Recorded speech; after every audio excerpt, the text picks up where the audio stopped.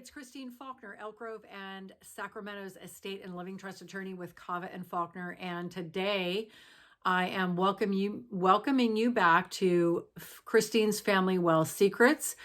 And today we're talking about part 2 of Tony Hsieh's untimely death in November 2020. He was 46 years old, the prior CEO of Zappos. And if you check out our article, you'll learn a couple of things about why it's so important to have an estate plan.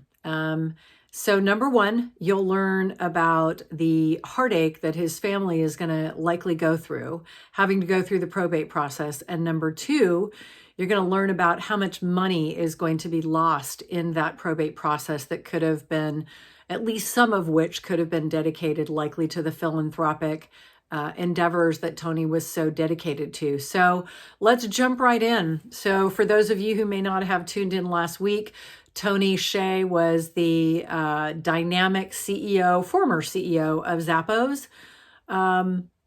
And he prematurely passed away in a house fire in Connecticut in November 2020. He was 46 years old. They're still investigating the circumstances of his death. And so here's some of the really messy stuff that is going to be involved in his death and that his family is going to have to deal with. He had been living in Las Vegas for years, but decided in 2020 during the pandemic that he wanted to move to Park City, Utah, and up and moved to Park City, Utah, and bought several pieces of real estate, not only the real estate that he was living in, but also several other condos, pieces of investment property, and promised many of his friends, if they came with him and joined in his vision of revamping Park City, that he would double their salary or triple their salary. And who knows what kind of legal confirmation there is of those agreements. You'll see in the article that there are several sticky notes that were found, walls of sticky notes that were found all over his place in Park City regarding commitments he had made to other people in terms of increasing their salary if they would come along with him to Park City and join in on his new utopian vision of Park City. So not only do they have to determine which state is his not just domicile, but which is the state of residence. But whenever you own real estate in another venue, you're going to be dealing with probate in that venue as well. So if he has deemed to be a resident of Nevada, then probate will be carried out in Nevada, but also in Utah for properties that are located in Utah.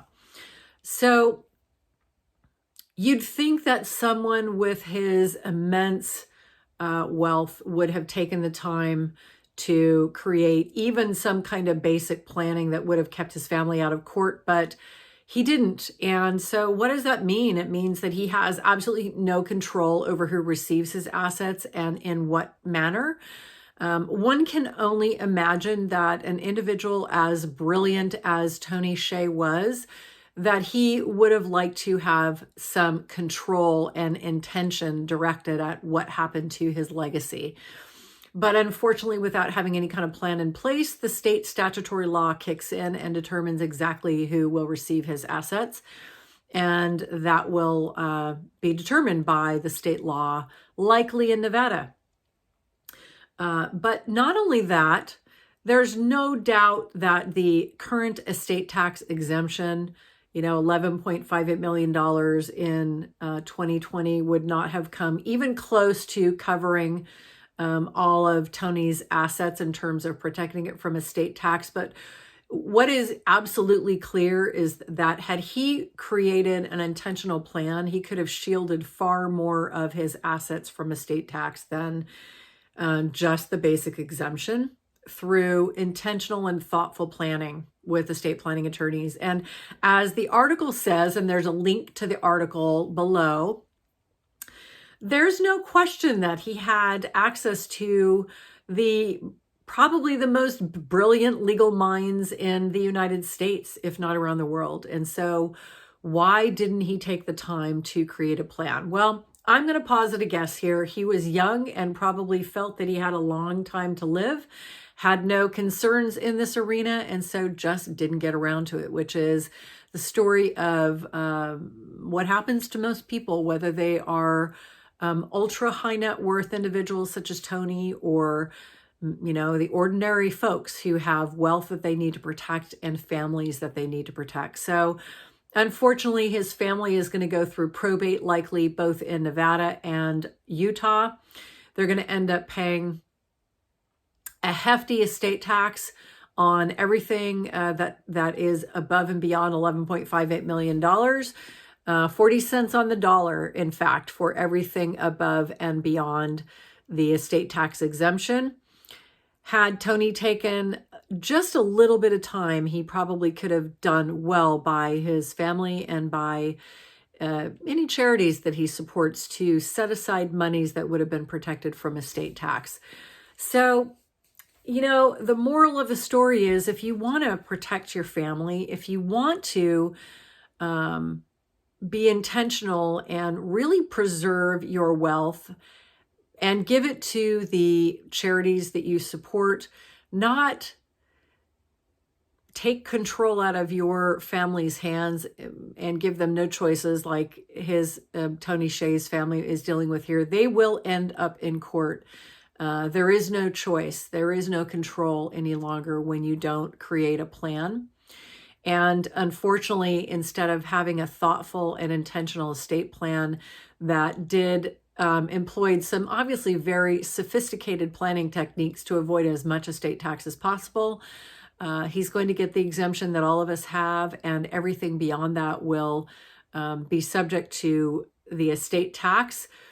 40 cents on the dollar will go back to the federal government, so hundreds of millions of dollars will be lost because he did not take the time to do even some basic planning, and likely taken the time to do some more advanced planning with his legal team.